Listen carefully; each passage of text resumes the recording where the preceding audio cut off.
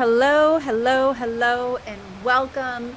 I am so excited today to speak with you about the 1-3 profile in human design. In traditional human design, this is known as the investigator martyr, or in my world, I like to call this the researcher experimenter. Your inner thirst for knowledge and discovery through experimentation and exploration ignites evolution to the foundation that the human experience is built upon. Honor your yearning for knowledge and balance that yearning by getting your hands into your explorations. You are here to move your research forward and discover something new. You oscillate back and forth between research and experiments. The power of your research and experimentation is here to change the game. In order for you to live your highest expression, balance your yearning to research with your desire to experiment and experience. So let's dive into the 1-3. So I have a lot of 1-3s in my world, and I always feel really honored about that because this profile, the 1 and the 3, is in the lower hexagram. So that means it's a personal profile. Like, it doesn't necessarily need anybody else. But 1-3s really have this thirst for knowledge. And so they'll work with people because they believe that they can learn from them. And 1-3s are really here to become experts. They're here to have sort of this niche expertise. These are not typically people who are jack of all trades. They're people with a very specific niched set of knowledge that they've really worked hard to develop. And I say worked hard in air quotes. They've spent a lot of time researching and they've spent a lot of time experimenting. But it's important to understand that for a 1-3 to actually step in to alignment with their profile, they first and foremost really have to have their basic needs met. They have to feel sort of secure. They have to feel safe. And I always think of this sort of as the Maslow's hierarchy of needs. Like, a 1-3 has to sort of have those first two levels of the Maslow's hierarchy of needs met in order for them to step into a place where they feel safe to actually go and research and investigate and do their thing. And once they go and they eat all this knowledge, right? They will then move into this place where they take that knowledge and they go and they experiment with it. And they kind of oscillate back and forth. So they take this knowledge and they go and they say, okay, let's go experiment with this. Let's go see if we can kind of push this knowledge forward. And it's important to understand that for a 1-3, they move from this place where they sort of feel weak or not confident around the information that they have. And there's always a little bit of this unease until they move into this position of strength, right? So the themes here are like not safe and safe, weakness to strength for that first line. And then for that third line, it's like bonds broken, bonds made, rejection, allegiance. But the thing to remember that as a 1-3, these are people who have an inwardly focused process, right? They don't necessarily need other people in order to live out their life, right? They're focused mostly on themselves. They're focused mostly on their process. And I always like to say a 1-3 in particular is like, I'd always rather have too much information than not enough. And the reality is, once these people have a sense of security, they are self-providers. They are independent, and they are absolutely empathetic. And they always sort of try to be creative. Like, they always aspire to be creative. And the reality is, they're open to learning from others, and they'll seek others to learn from so that they can move into this position of authority, because that's really what the 1-3 strives to do. The 1-3 wants to move into this position of, I'm the authority, I'm the expert in this space, because they're really here to establish a foundation, or I always like to say they're sort of here to like establish the industry standard for what is expected. I always think of it like here's a really detailed foundation.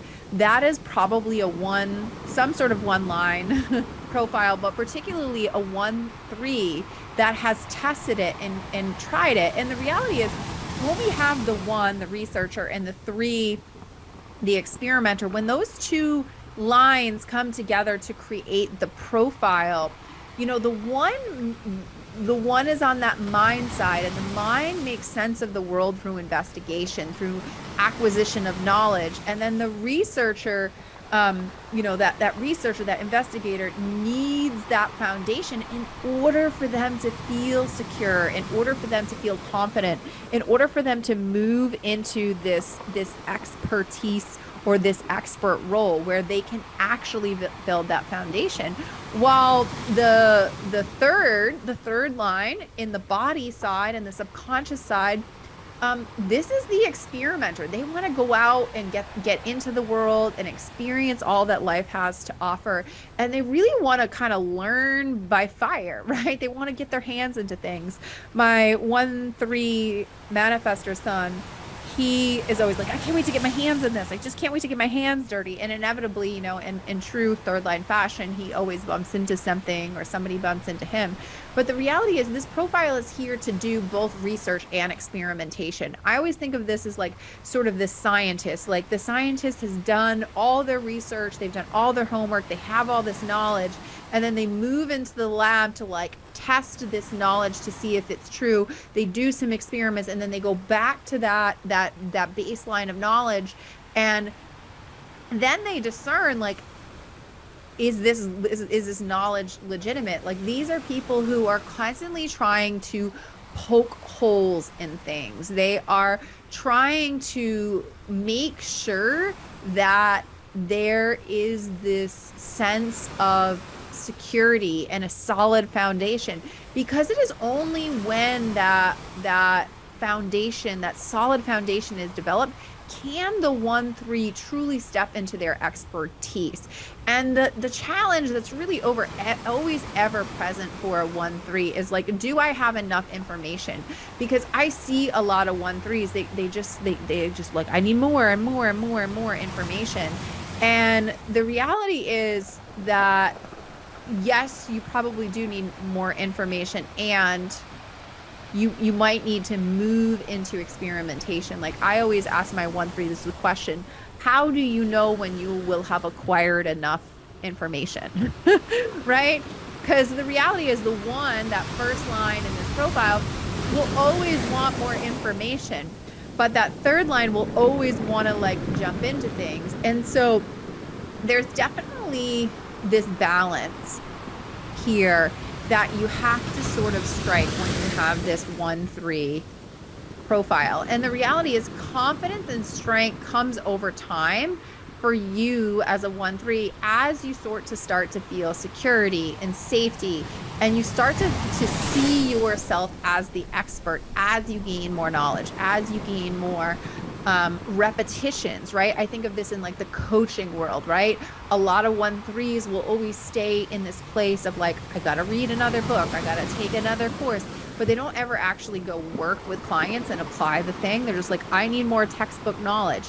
And I'm not dismissing textbook knowledge. And also at some point, this third line has to actually move into experimentation in order to actually integrate that knowledge, right? And the reality is the 1-3 has this deep desire to move the world forward, to create a better foundation for the world, right? And this profile exists to establish whether or not the foundation is valid or not, right? Whether the hypothesis is true. And this is not like the people like set it and forget it. These are people who are sort of in this constant evolution, and they may feel like their work is never complete because they study, they experiment.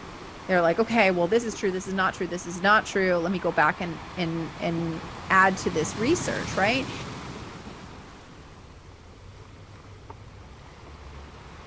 challenges with this profile because they're almost in tension with one another, right? Like the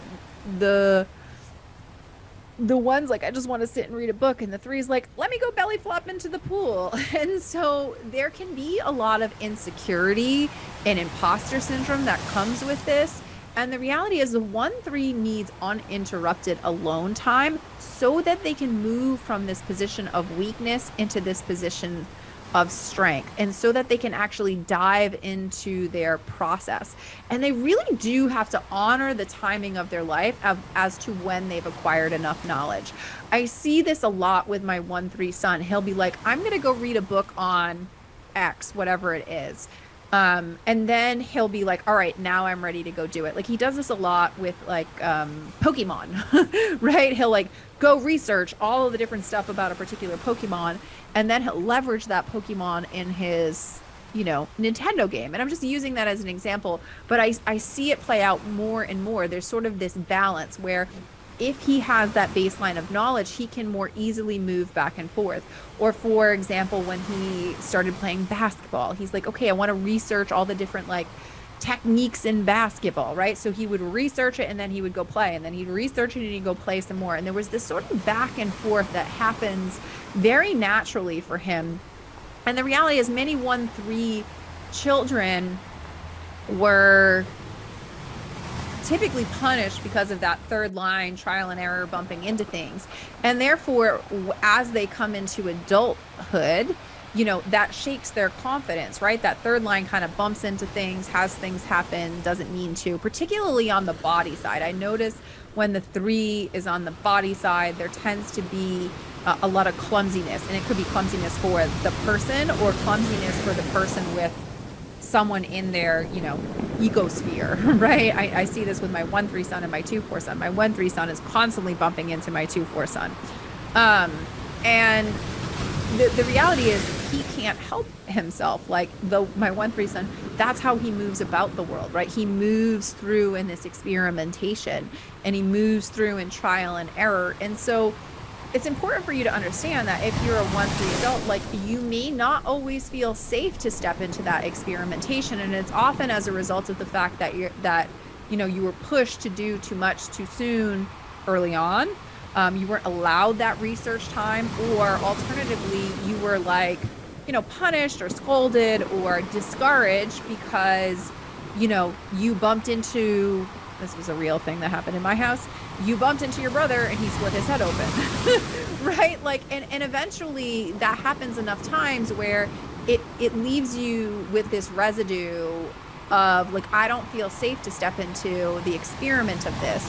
And I feel much safer if I just sit and read the book.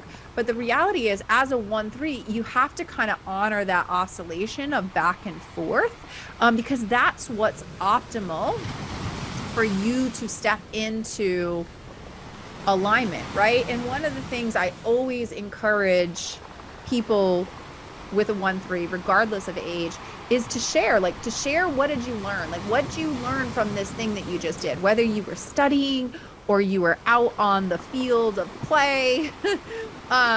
Because the reality is, when you ask a 1-3, like, what did you learn from this?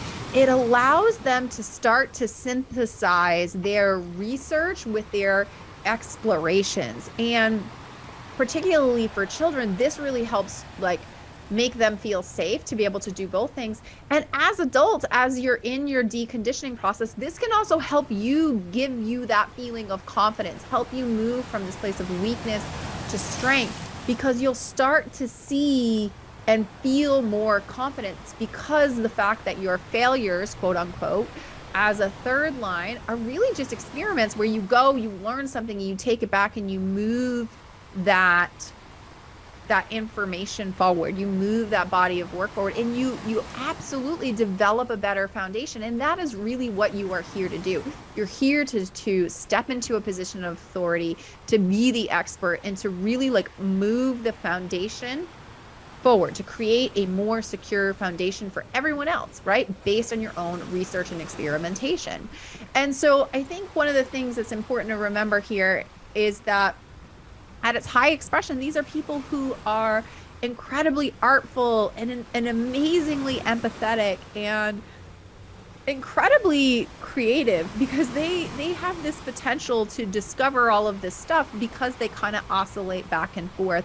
And at times they may be resistant to advice from other people. They may be stubborn as well. So when a 1-3, if you have 1-3s in your life, like that's an honor because they've chosen you to learn from. They really value your expertise because it's helping them move from this position of weakness to one of strength.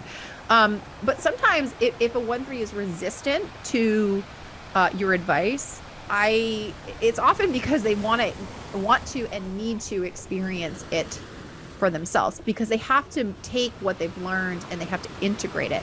And that's really the challenge here with this profile. So you have to have time that is both spent in research and investigation, and you have to have time that is both like experimenting out in the world, getting your hands dirty, getting into it. Because the reality is, as a 1-3, you're here to sort of take charge and provide for yourself. And that's really where you're going to get your wings and you're going to build your confidence and your strength. So I'm going to leave you with just a few questions to ask the 1-3 profile. What did you learn or take away from this? Tell me about whatever it is you're researching. What are you going to try next? What is it going to take for you in order to feel ready to move forward? And where in your life might it be time to take action? So thank you so much for tuning in to the 1-3 profile, the Investigator Martyr, or as I like to say, the Researcher Experimenter.